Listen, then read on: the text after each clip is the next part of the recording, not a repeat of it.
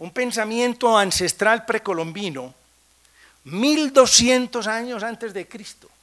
Esto me lo encontré visitando el museo que hay en Cusco, Perú, una belleza de museo, tal vez algunos de ustedes han estado y está en la primera sala.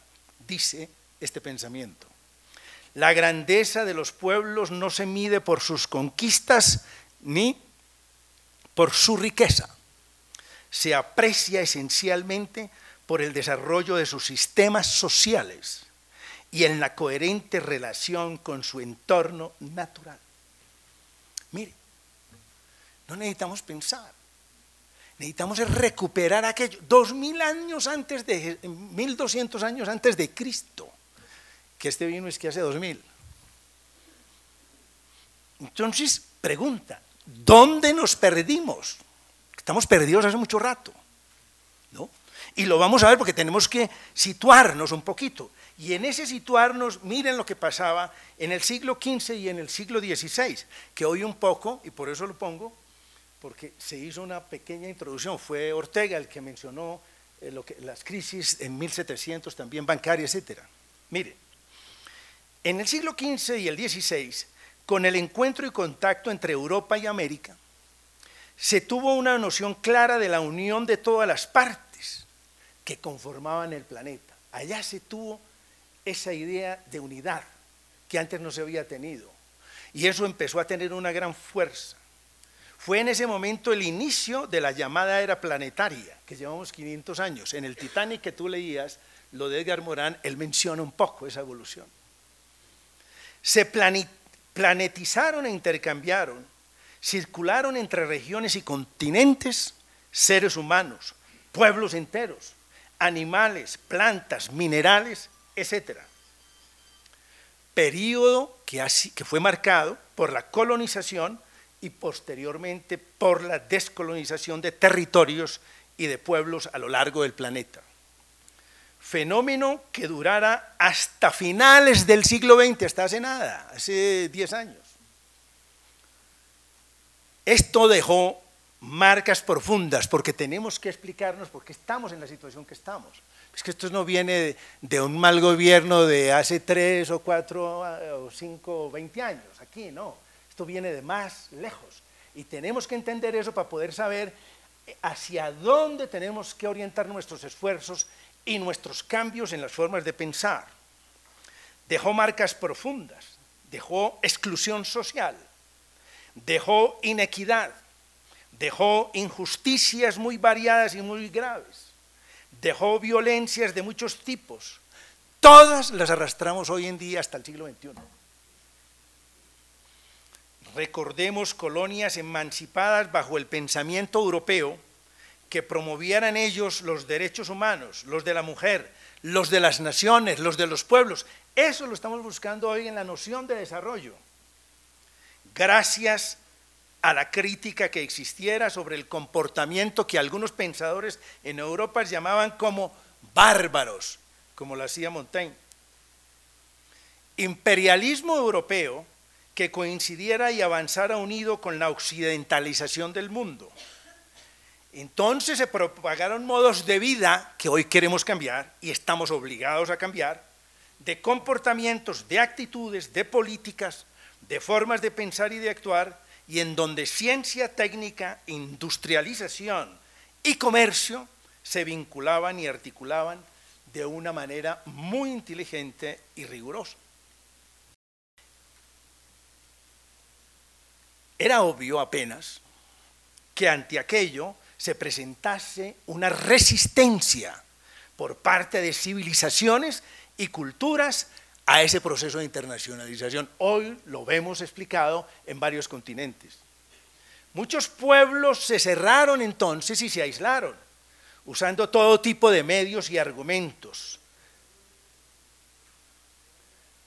Por ejemplo, el de las identidades raciales, el de las étnicas, el de las religiosas, el de las territoriales o nacionales. Y ahí lo estamos viviendo, estamos en guerras ahí. Al comienzo de este siglo, hace 10 años, las Naciones Unidas contaban con más, en el mundo, o contaban ellas, que había en el mundo más de 110 conflictos internacionales. Después de la Segunda Guerra Mundial no hemos parado un solo día. Pero es que también acordémonos que la idea de crecimiento económico viene amarrada a la idea de la guerra, viene amarrada a la idea de las vías, de las autorrutas y de los carros. Ahí estamos amarrados y no hemos podido soltarnos de eso. Y eso es lo que nos está llevando también al calentamiento. ¿Cuándo estamos cambiando? ¿Quién está cambiando y en qué parte está cambiando ese modelo? No lo seguimos. Las guerras son necesarias para crear empleo. Lo descubrieron en la Segunda Guerra Mundial. El mayor descubrimiento desde el punto de vista político y de gestión fue el que la guerra daba empleo. Y eso sigue vigente. Ahí estamos. En 1797, el miedo bancario se apoderó de Inglaterra y muchas instituciones financieras cerraron sus puertas. En Estados Unidos, la especulación financiera en 1819 los conduce a la primera gran crisis financiera de la época moderna. Pero ya en 1637, en Europa, se había presentado la crisis económica y financiera cuando los Países Bajos cayeran estrepitosamente en el mercado del tulipán, conduciendo a centenares de familias a la ruina. Mire, desde allá, desde 1637, llevamos 500 años sin parar de crisis económicas, de crisis financieras, que ayudan a los políticos y ayudan a los gobernantes y ayudan a los historiadores y ayudan a los académicos a explicar. No el por qué no hemos llegado a aquello, a tener un bienestar mayor, sino qué es lo que pasa, porque solo explicamos lo que está pasando atrás. Como no articulamos todo lo otro, no encontramos las respuestas verdaderas y el cambio de sociedad.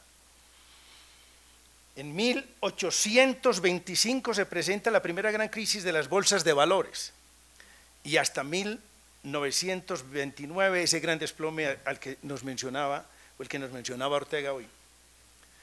Pasaron casi 80 años desde el 29 hasta el 2008 y se continúan con enormes interrogantes y preocupaciones hoy día sobre lo financiero, sin que se tuviera una situación tan preocupante que ha sacudido por completo todos los sectores, como lo ha pasado en el 2008, y no solamente con sectores relacionados con lo económico. Todos los sectores están hoy en día preocupados y están todos cuestionados. Por primera vez en el inicio del siglo XXI hemos perdido, uno, la comunidad internacional entera, la visión optimista del desarrollo, del bienestar y del progreso. Casi que quisiera hacer una afirmación aquí esta tarde.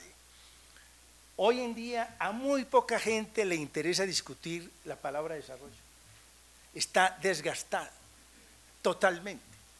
Por desarrollo, los desarrollos lo utilizan para cualquier cosa, es como el mejoral por allá en los años 50, servía para todo.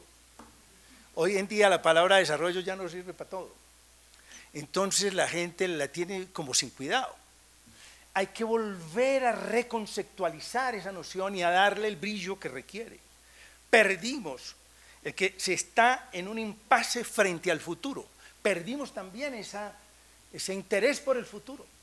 Se está muy en el presente. La gente no quiere pensar hacia adelante. Futuro que convoca a nuevas miradas, a nuevas alianzas, a nuevas ideas, a nuevas lecturas de la realidad. No. Aquí me dijo el ministro que usara así, que me daba este puesto para que hiciera así, y que él determinaba, y que, no sé, y que si no lo hago así, entonces me echan, entonces yo no lo hago. Yo no le propongo al ministro cambios eso porque cree que pienso, y si pienso me complico. ¿Me explico? Entonces nos complicamos muchísimo si pensamos, es mejor esperar órdenes. Bueno. C. Se convoca a comienzos de este siglo a una nueva comprensión de solidaridad, de responsabilidad integral mundial, de genuina cooperación, de fortalecimiento de una ética hacia el futuro. Se acepta que en el corazón de todos los conflictos políticos están el manejo y redistribución de la riqueza. Ahí estamos, eso está centrado ahí. Y esto va a caballo con economía y desarrollo, obviamente. Los modelos de consumo y utilización excesivos de recursos no renovables y renovables también, frente a modelos desbalanceados para las grandes mayorías del planeta. 20% de la población que está en los países desarrollados sigue utilizando 80% de los recursos del planeta. Y 80% de la población utiliza el 20% y ese 20% se lo toman de ese 80%, pues unos pocos, porque queda como el 5 o 6 cuando se desglosa, el 5 o 6% de esos recursos lo utiliza el 60% de la población mundial. El hambre está ahí, pues. Pobreza, inequidad, exclusión, marginalidad extremas, limitaciones graves en conocimiento, en ciencia y tecnología, con desprecio de la sabiduría y de saberes de las poblaciones. Eso se desprecia, eso no se valora, eso no se entiende, eso no conecta con el mercado, eso no conecta con utilidades, eso no conecta con los préstamos bancarios, eso no da por ventanilla plata. Pero esa es la solución, no importa. ¿Cómo hacemos para darle cabida a ese pensamiento, a esa sabiduría, para ponerle a eso diplomas? Porque es que quiero entrar a tal institución, pero no tengo el diploma. Pero usted es el que sabe, no tengo el diploma. Y el que tiene el diploma no sabe nada, no, pero él tiene el diploma. Manejamos una sociedad por diplomas y cosas que no hablan. ¿Me explico? Entonces ahí tenemos que hacer un cambio radical. Hay que acabar con toda esa idea de diplomas y cosas y poner a la gente frente a la verdad de las situaciones. ¿Qué sabe? Y ayude a cambiar esto. No estamos todavía. Ese es un momento que tendrá que llegar. Y esa es la crisis de la educación superior de la ciencia y la tecnología a nivel mundial. Porque sirve es para excluir. Eso se creó es para excluir, básicamente. Para excluir en la empresa. Hay demasiada gente pidiendo empleo. ¿Tiene diploma? ¿No tiene? Para allá. ¿Tiene? Sí. ¿Cuántos son? 500 para un puesto. No, pero solo uno. ¿Me explican? Bueno, limitaciones en infraestructura, comunicaciones, informaciones, dificultades para participar apropiadamente en el intercambio de bienes y servicios en un mundo cada vez más global, entre otros. Las crisis económicas someten la cohesión social, someten al capital social de todo pueblo, o sea, someten la confianza, la credibilidad y las responsabilidades integrales de todos los pueblos. Y eso se mina. Pero solo vemos en los informes de los periódicos que bajó la bolsa, que bajó no sé qué, que las utilidades, etc.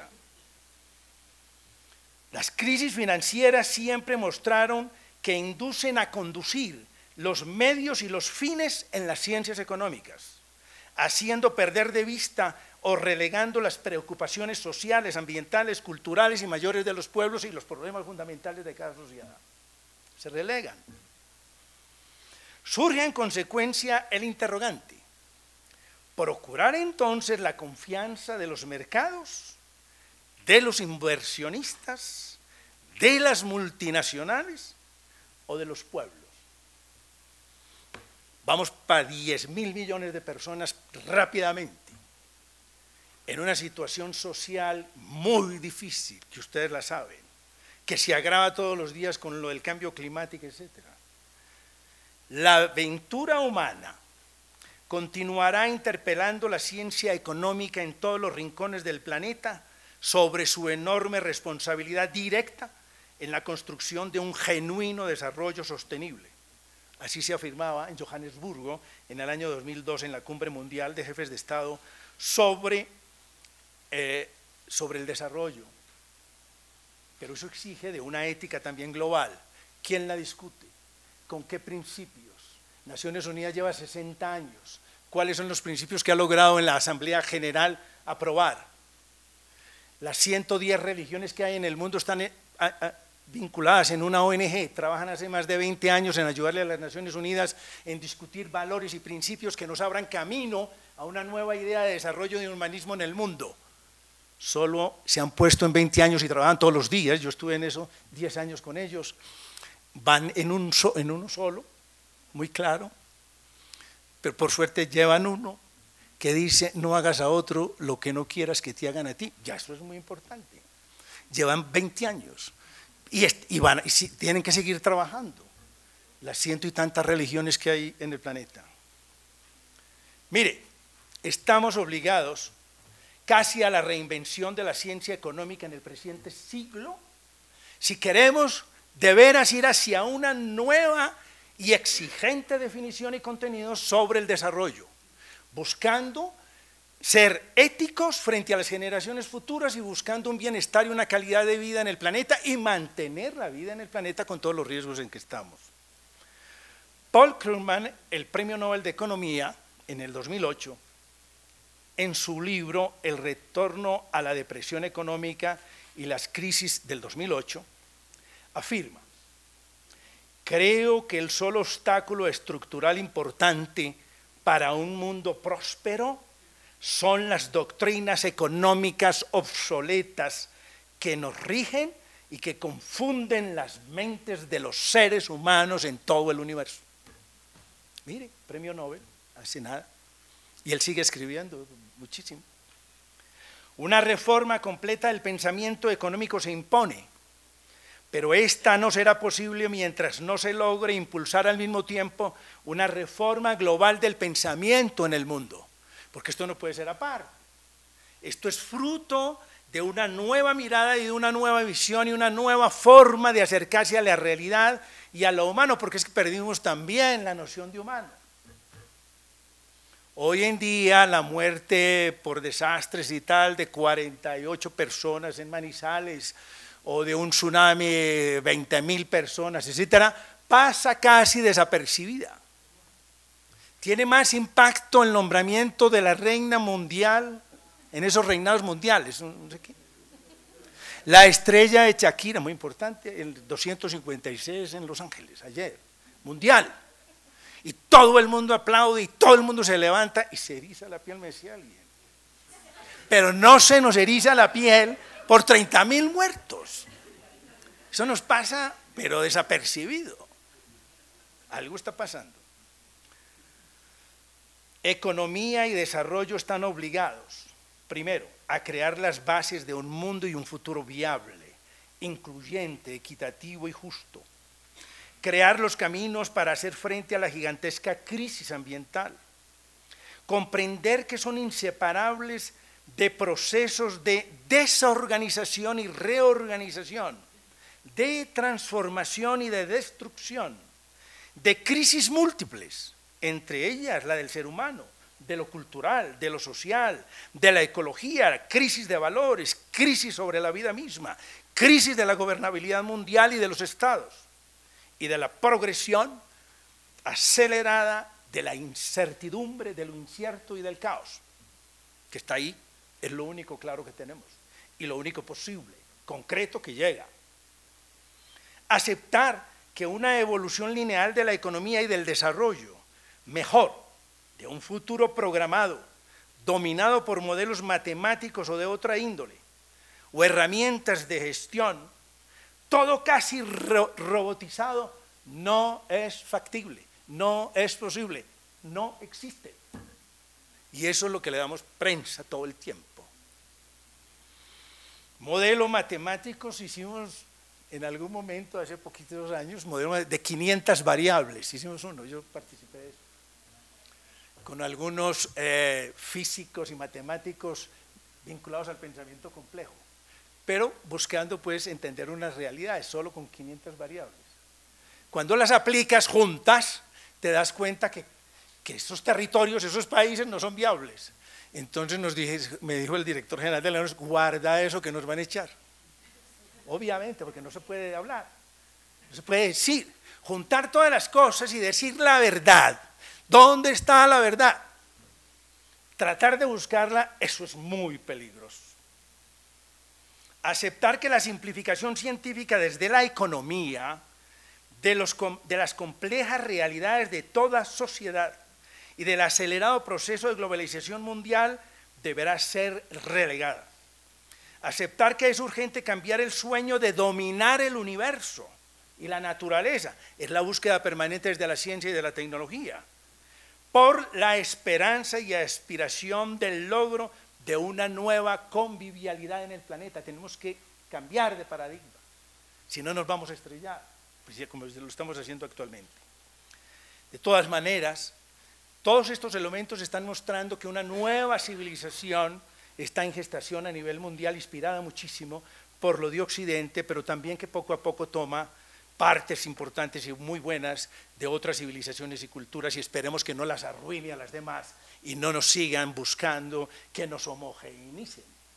Porque hoy cuando pasamos por todos los aeropuertos, ya sea en Australia, Hong Kong, Canadá, Toronto, uno ve los mismos muñequitos, las mismas botellas de whisky, etcétera, y tocho, los mismos avisos, las mismas líneas de pago, todo perfecto. Por ahí nos van orientando. No digo que eso sea malo, eso es muy bueno. Venden cosas maravillosas y uno hasta adelanta su goce en esos momentos. Mire, la ciencia que estudia, ya no es más pertinente entonces, para terminar esa idea, si habrá o no cambio global, sino que es preciso preguntarse cuál será el precio que pagaremos por eso y cómo se va a dar en el tiempo. Hay que preocuparse por eso, y hay que ponerle ese tema a la academia, pero la academia y las universidades no están jalonando, no están pensando. Cuando se reúne, en estos días, hace unas 3 semanas, me reuní con 400 PhD, 5 horas, a conversar hacia dónde va la ciencia y la tecnología. Qué sorpresas nos dimos, porque al azar, a ver, ¿qué área quiere que discutamos? Entonces arrancamos por áreas difíciles. Física. Bueno, muy bien. ¿En qué está Colombia en física? ¿Quién sabe? No se sabe. Pero estamos haciendo cosas importantísimas. Bien. ¿Cuántos proyectos de investigación tenemos? 15. Perfecto. ¿Cuántos millones de... gastando tales millones? Nos ayuda Alemania. ¿Para qué? No. Descubrimos, vamos a descubrir cosas muy importantes. Sí. ¿Cómo conectan esos descubrimientos con el país? Con los sectores, con la industria. No, pues eso lo vamos a ver después. Y cuando terminan dicen, no, es que hay que hacer 10 investigaciones más. Bueno. La ciencia que estudia los fenómenos económicos se encuentra en medio de una gran convulsión animada por múltiples posiciones teóricas y prácticas. Veamos. Algunos teóricos piensan que la economía clásica, neoclásica y monetarista, que hoy hemos estado trabajando mucho en la mañana, debe considerarse como una ideología al servicio del capital. ¿Quedó claro? Hoy lo tenemos claro. De los grandes grupos económicos, está claro. Porque si les va bien a ellos, nos va bien a todos, según dicen. Bueno, en la medida en que ésta produzca excedentes y riqueza adicional, se podrá atender la exigente situación de exclusión social, de pobreza, de miseria, de inequidad, de falta de infraestructura, para responder a los tratados, en fin. Podrá responder por la inmensa demanda de capitales que apoyen el cambio global esperado desde una noción estricta de desarrollo humano sostenible. Desde esa perspectiva, la economía, entonces, como podemos concluir, no reconocería las grandes mayorías, no puede pensar en los pueblos, piensa en lo económico propiamente dicho, ni tampoco en el cambio global que estamos enunciando, tampoco puede reconocer la importancia de políticas estructurales de cambio que hay que promover, que favorezcan nuevas situaciones sociales o ambientales. Cuando en medio de estas crisis de las bolsas todos los días y de las tasas de cambio, etcétera, van a dejarnos pensar en las políticas estructurales de cambio mayor para que la sociedad vaya en tal perspectiva, en tal camino? ¿Y dónde se discute? ¿Y con quién? ¿Y quién tiene el poder de cambio y de orientación? ¿Y hacia dónde nos llevan? ¿Ya? Decir esas cosas para muchos, aquí no las estamos diciendo, aquí estamos es como levantando algunos, digamos, posibilidades de entrar en esas perspectivas.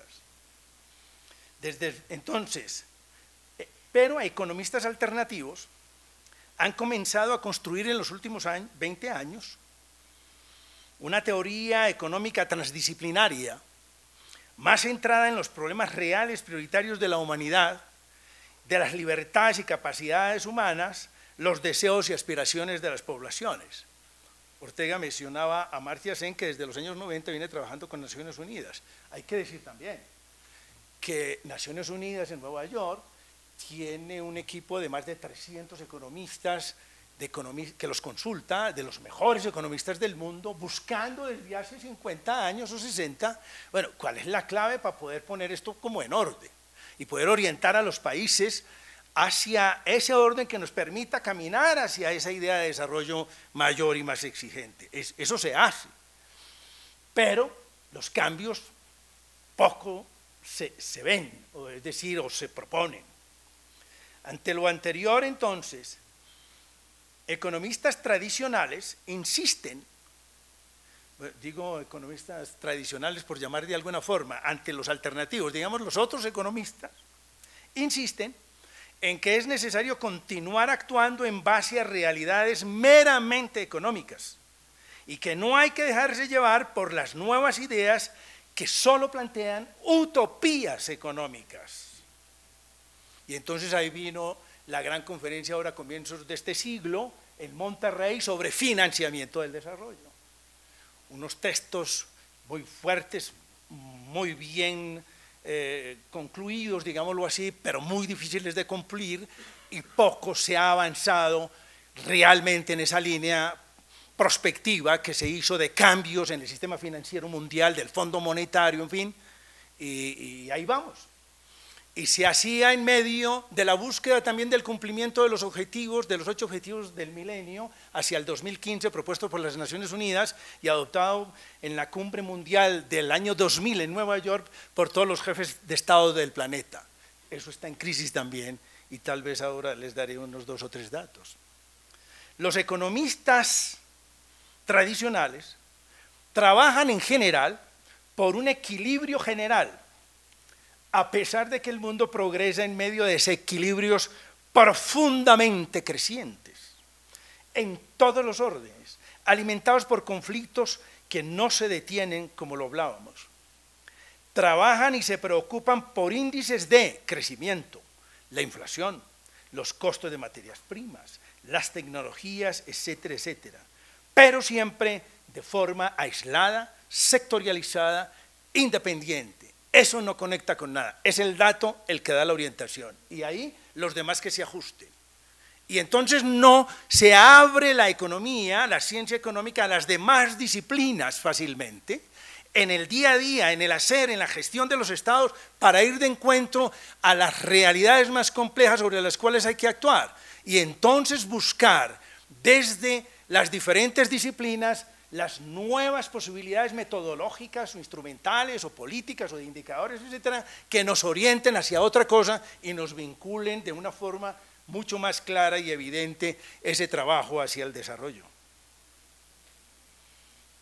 Los economistas alternativos, entonces, están interesados por nuevos principios y nuevos conceptos: costos humanos, desempleo, polución ambiental, utilización de recursos naturales, sociedad, bienestar, cohesión social, equidad, solidaridad, sostenibilidad integral, desarrollo sostenible, libertades humanas, responsabilidades integrales. Y ahí se están trabajando poco a poco muchos economistas, la academia, Amartya Sen, los otros premios Nobel, etcétera.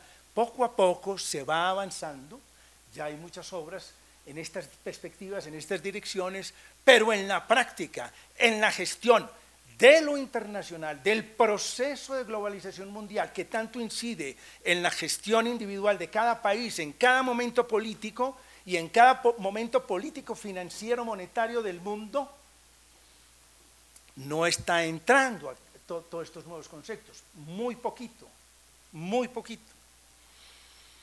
Asumen como punto de partida una realidad, los alternativos multidimensional de toda la actividad económica. De ahí de que su interés sea el progresar inter y transdisciplinariamente, colocando la economía en relación y en confrontación con la historia, con la sociología, con la política, con la psicología, etcétera, etcétera. Articular entonces sus trabajos con la ética, con la ecología y con proyectos también de gran alcance y de reorganización de la sociedad mundial y de un amarre conceptual y práctico con las nociones de civilización y de cultura. Miren ustedes, la palabra cultura en el ambiente de las Naciones Unidas tomó casi 60 años para que algunas o muchas naciones la dejaran de utilizar. La primera vez que la palabra cultura entró en el seno de las Naciones Unidas, hablo del cuerpo central, porque la UNESCO trabaja en cultura como agencia, pero hablo del cuerpo político en Nueva York. Entró solamente en el año 2002 en la conferencia de Johannesburgo sobre el desarrollo sostenible. Y eso por una presión muy fuerte que hizo el presidente de Francia, Jacques Chirac, quien al aceptarle le dijeron: Francia tiene que financiar completamente todo ese trabajo paralelo que se va a hacer dentro de la cumbre mundial sobre cultura, y se logró hacer. Y por eso entró en los textos, porque no había entrado. ¿Por qué? Porque el gran tema es cultura. El gran tema es civilización. Es allí donde vamos a encontrar las verdaderas respuestas. Pero es allí donde encontramos las respuestas sobre muchas violencias, muchos problemas y conflictos internacionales que hoy tenemos y que encontramos, que se preguntan las nuevas generaciones y nos preguntan ¿por qué continúan esos conflictos por allá en el Medio Oriente? En fin, decenas de años, ¿y cuándo se va a acabar aquello? Y hay unas raíces profundas culturales y civilizatorias. Y es allí donde el mundo se está moviendo.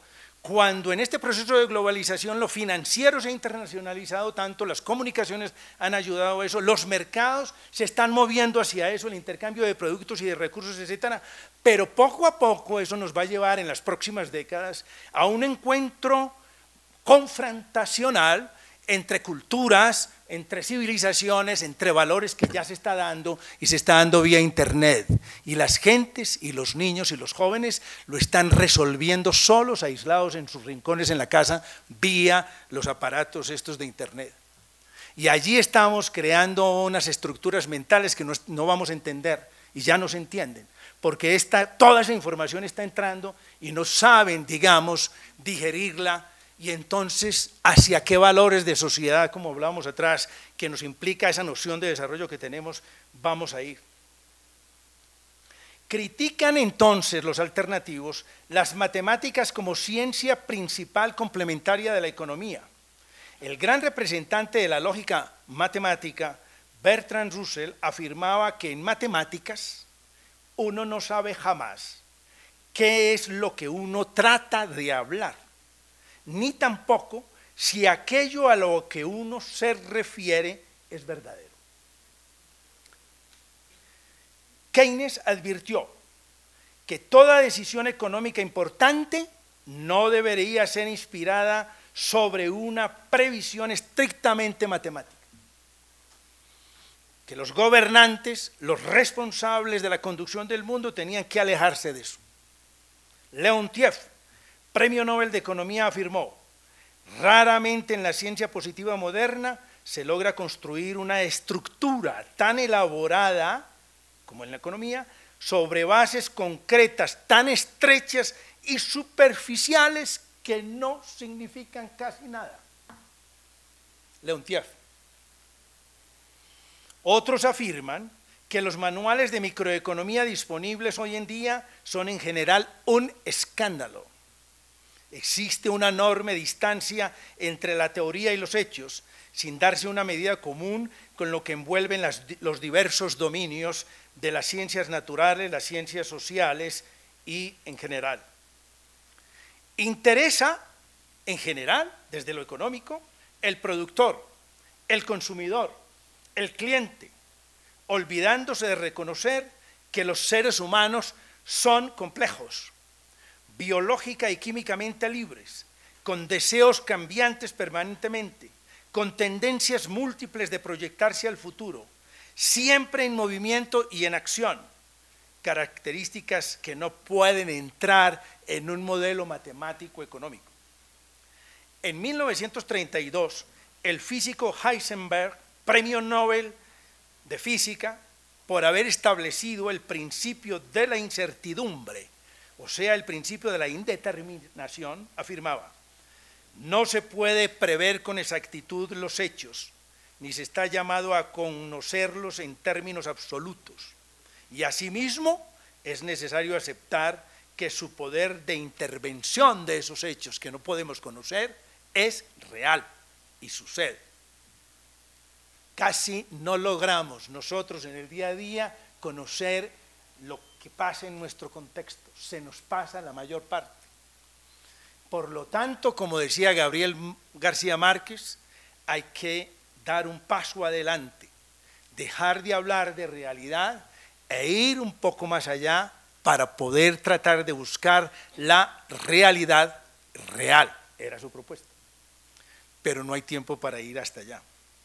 El ser humano participa de forma efectiva en el proceso de creación, pero también de destrucción de toda actividad humana y toda sociedad.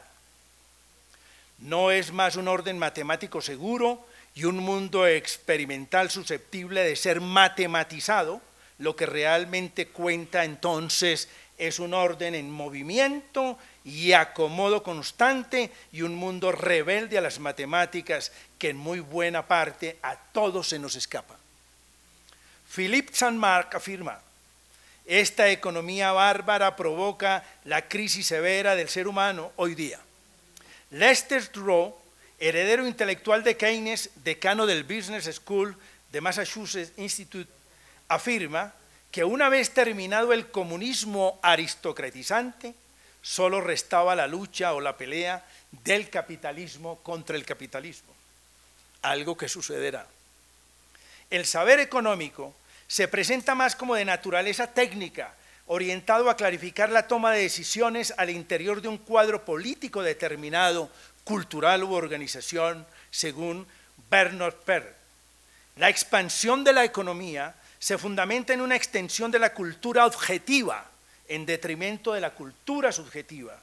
Simplifica al máximo la percepción, la conceptualización de las redes de hechos que la realidad ofrece. Marc Guillaume sostiene: la economía no existe como ciencia social y no hay más que los economistas que lo ignoran.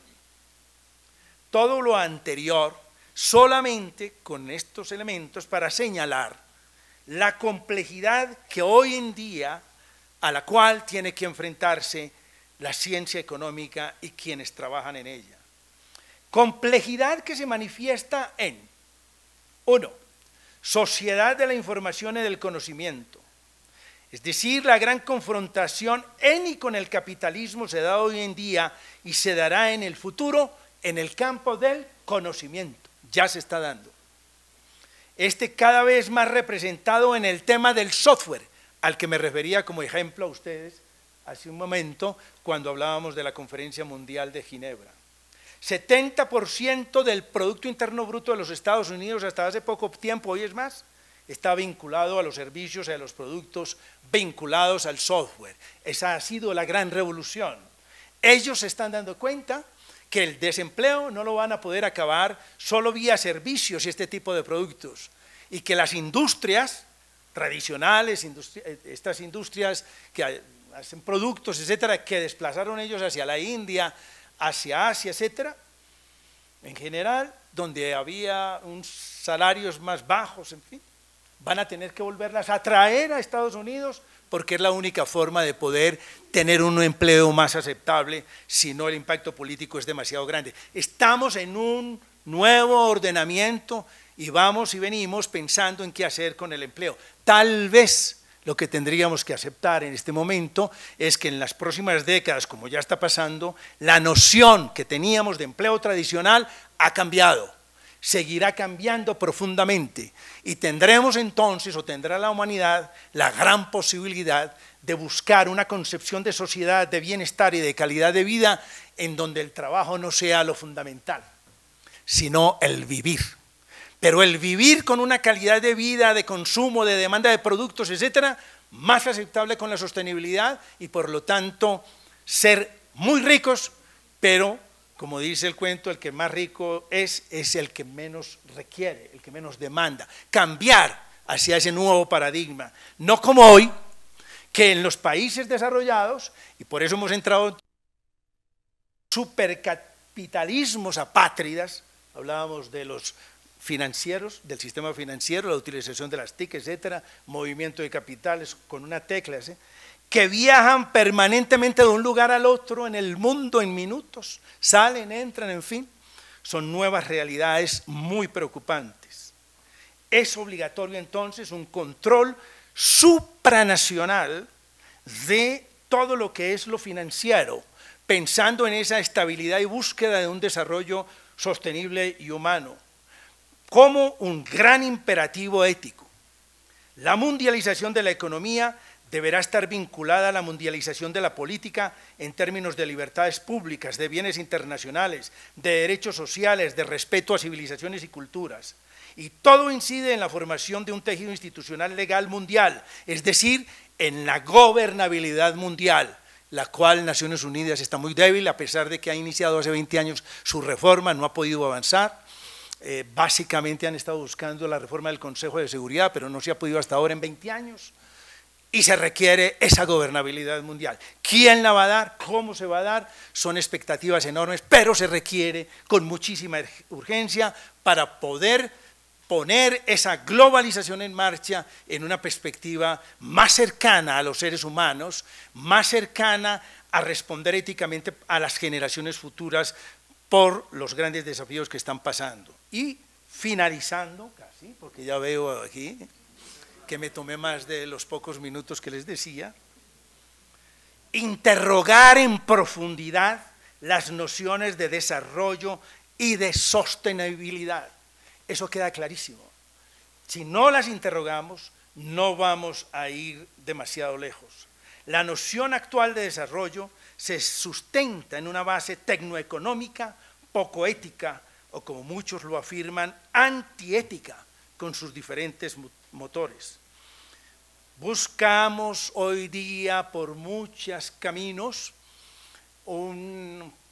paliativos para salirle al paso a todos estos problemas humanos crecientes y fundamentales, y entonces las Naciones Unidas lanzan y promueven desde hace unos 5 o 6 años todo el programa de responsabilidad social empresarial.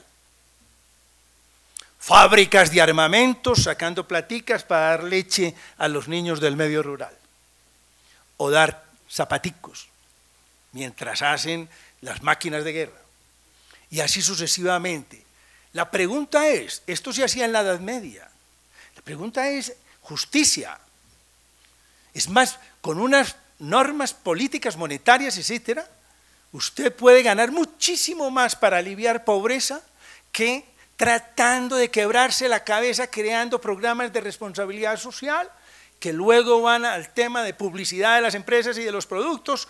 Tome de esta agua que tantos niños están beneficiando, ganan miles de millones de pesos, y de esos miles de millones de utilidades dan un poquito.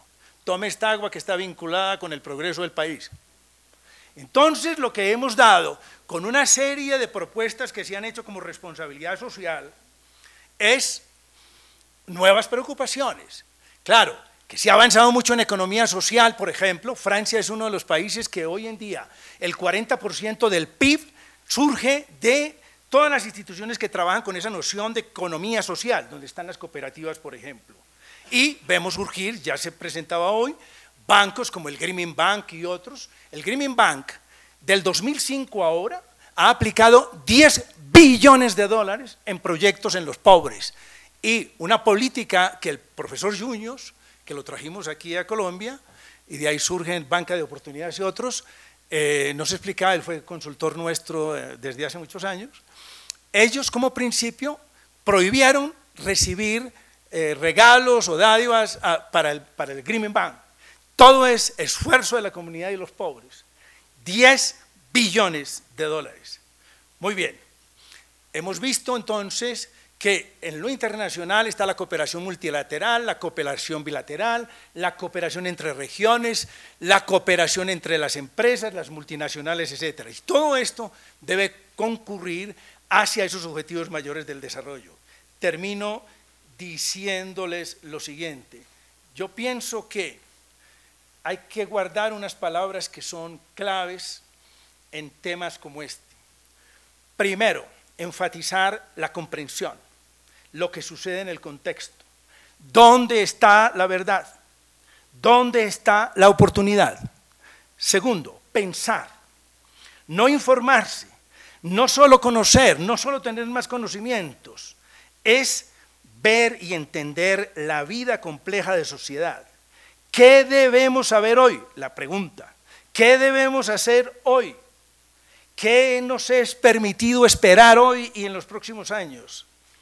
Crear, tercera palabra. No solo adaptar, no solo copiar, no solo transferir, o sea, el intercambio cultural a escala universal, y esto nos lleva a un replanteamiento y reinvención casi del sistema educativo y en todos los niveles. 4, cooperar y conectar, todo está unido, volver a ganar la unidad en las propuestas y en nuestros sueños. 5, ejecutar, mantenerse en el camino de los cambios, de las transformaciones radicales y no ceder. Y, finalmente, miradas a muy largo plazo, pero sin descuidar el presente. Gracias.